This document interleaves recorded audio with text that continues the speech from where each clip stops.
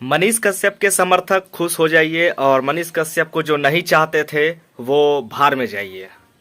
और उसके अलावा आप सूत्रों के हवाले से खबर निकालिए, क्योंकि मनीष कश्यप के समर्थकों की खुशी की बात मैंने इसलिए की है कि मनीष कश्यप तमिलनाडु से जल्द ही जल्द वापस आ रहे हैं और वो बहुत ही जल्द बिहार आने वाले हैं। जी हाँ, सही सुन रहे हैं आप। मनीष कश्यप को तमिलनाडु के कोर्ट से बड़ी राहत मिली है और तमिलनाडु कोर्ट ने उन्हें बिहार ले जाने की अनुमति दी है और तमिलनाडु पुलिस अब मनीष कश्यप को बिहार लेके आएगी। बिहार लाने के बाद उससे मनीष कश्यप से बहुत ही ज़्यादा सघन तरीके से पूछताछ होगी और मनीष कश्यप के अलावे जो भी 3-4 और नामजद हैं पत्रकार, जैसे रवि भट्ट हो गए या कोई भी हैं, तो उनसे भी पूछताछ होगी। तो सिंपल सा बात ये समझ लीजिए कि मैंने एक वीडियो पहले ही बनाया था, इससे पहले मैंने एक वीडियो बनाया है, तो उसमें मैंने कोई तथ्य नहीं डाला था, बस मैंने ऐसे ही बोल दिया था। अभी मैं सबूत के तौर पे आपको मैं कुछ दिखाना चाहता हूँ। आप मेरे बगल में देख सकते हैं, एक पेपर कटिंग है न्यूज़ का,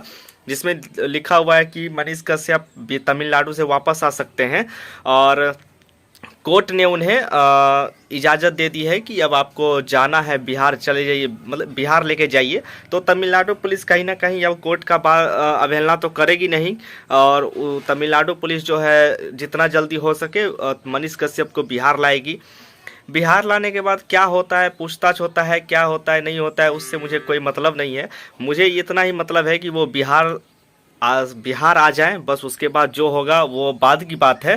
तमिलनाडु में ना रहें, क्योंकि वहाँ हिंदी भाषियों के लिए कोई जगह बचा नहीं है। आपने इधर हाल ही में 2-3 दिन पहले का भी खबर सुन ही लिया होगा, मुझे बताने की कोई ज़रूरत नहीं है। और टोटल कंक्लूजन निकाले तो इतना समझ लीजिए कि मनीष कश्यप बिहार आ रहे हैं और जल्द ही हमको लगता है कि वो रिहा भी हो जाएंगे। साथ में लास्ट में एक चीज़ बोल दूंगा कि सच्चाई कभी झुकती नहीं है। टाइम थोड़ा चलता है, थोड़ा लगता है, लेकिन सच्चाई बाहर आती ही है। चलिए अभी के लिए फिलहाल इतना ही। धन्यवाद।